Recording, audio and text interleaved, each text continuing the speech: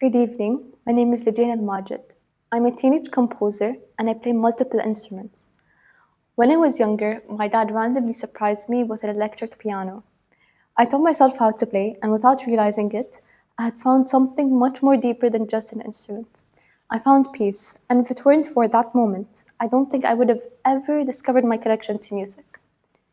Over time, I picked up acoustic guitar, then electric, along with violin, marimba, singing, and more. Everything I learned, I taught myself through my own drive, curiosity, and love for music. Then one day, I stopped and asked myself a simple question: why does music calm me down? Instead of just accepting this feeling, I decided to explore it scientifically. Looking at the first slide of this brain, we see that music doesn't stay in one small area. It activates multiple regions at once. The temporal lobe processes sound, self rhythm, pitch, and melody. Then the frontal lobe, which controls decision making and emotional regulation, helping interpret meaning and emotional tone.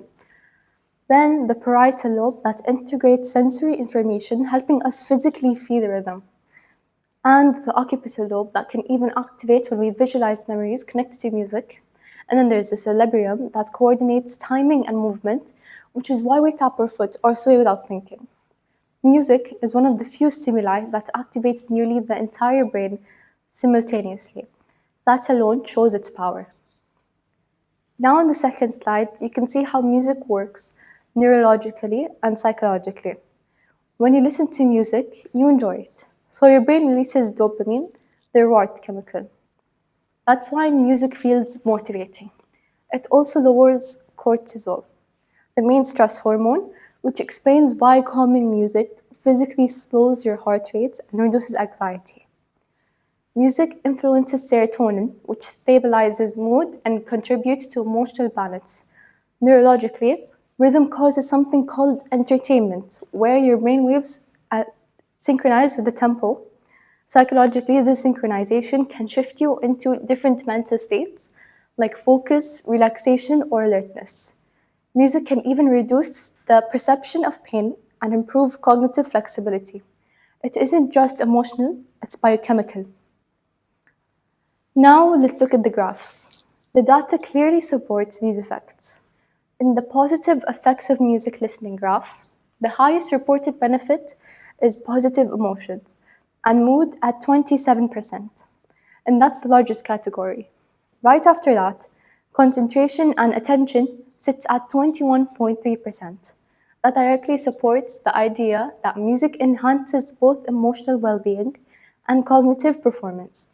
Routine and rest, feeling energetic and refreshed, and calming down also show a measurable impact. This tells us music isn't a vague influence, it has consistently and supported psychological benefits. In the mood comparison graph, we see noticeable increases in positive mood states after listening to music compared to before. The shift is not small.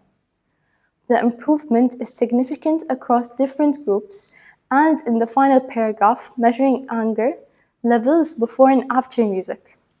We see decreases in state of anger after music exposure, especially in self selected and classical music conditions. That demonstrates that music doesn't just make people feel better temporarily, it measures and reduces negative emotional intensity.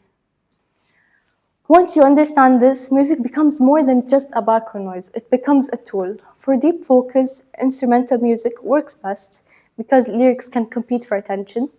Ambient or lo-fi or classical piano can help shift your brain into an alpha wave state, calm but alert. For motivation, a fast tempo music with a strong rhythm increases dopamine release, making hard tasks feel more manageable. For stress relief, slow and predictable music lowers cortisol and resets the nervous system. And for creativity, slightly complex instrumental music to encourage new neural connections without overwhelming attention. Music is programmable and you can choose your mental state intentionally. This matters because when used intentionally, music can change lives. It helps students focus, it helps people manage anxiety, It supports emotional healing and it gives energy when motivation disappears. It reduces anger, it improves mood. For me, music wasn't just a hobby. It became peace, expression, and identity. It taught me discipline, it gave me purpose. It helped me understand myself, and the beautiful part is that anyone can access this. You don't have to be a musician, you just have to listen with intention. So, next time you put on your headphones, remember you're not just playing a song, you're activating your frontal lobe, synchronizing your brainwaves, lowering your cortisol, and increasing your dopamine, and shifting your psychological state. You're shaping brain chemistry, you're influencing your emotions. You're choosing your mindset, and music is one of the only tools that can reach motivation, stress, focus, and emotion all at once. And that little piano my dad bought me years ago didn't just teach me notes, it taught me that sound has power.